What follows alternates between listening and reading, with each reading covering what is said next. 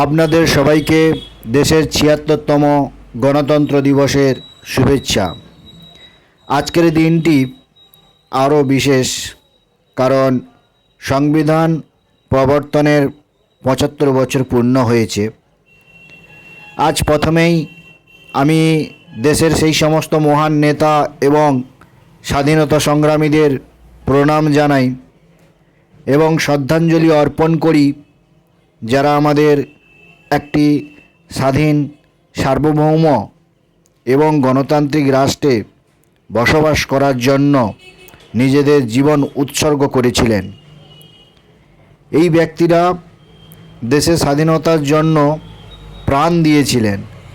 এছাড়াও আমি সীমান্তে পরিবার থেকে দূরে কঠিন পরিস্থিতিতে ভারতের সুরক্ষা নিযুক্ত জওয়ানদের প্রণাম জানাই এবং যারা শহীদ হয়েছেন তাদেরকেও।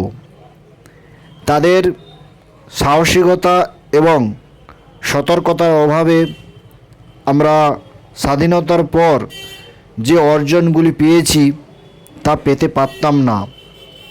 আমাদের দেশ 15ই আগস্ট 1947 সালে স্বাধীন হলেও আমাদের সংবিধান 26শে জানুয়ারি 1950 সালে প্রবর্তিত হয়েছিল।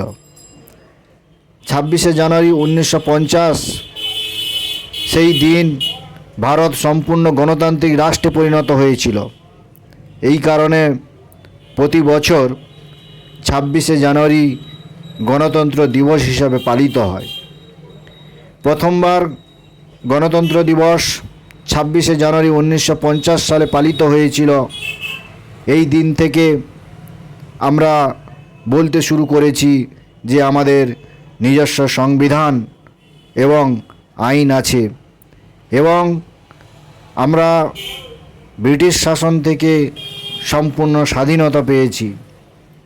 এই সংবিধানেই ভারতের নাগরিকদের এক সূত্রে বাঁধে। তাই এই দিনটি আমাদের জন্য অনেক বিশেষ। সংবিধান সেই দলিল যা বলে ভারত সরকার কিভাবে কাজ করে এবং এই দেশের নাগরিকদের কি অধিকার এবং কর্তব্য। এই দিনটি ভারতের জাতীয় উৎসব হিসাবে পালিত হয়। আমরা প্রতি বছর গণতন্ত্র দিবসে দেশের প্রতিটি রাজ্যে অনেক অনুষ্ঠান হয়, তবে সবচেয়ে বড় অনুষ্ঠানটি হয় দিল্লির কর্তব্য পথে। কর্তব্য পথে গণতন্ত্র দিবসে জাঁকজমকপূর্ণ কুচকাওয়াজ হয়, যাতে আমাদের দেশ সাময়িক শক্তি এবং সাংস্কৃতিক বৈচিত্র্যের ঝলক দেখা যায়।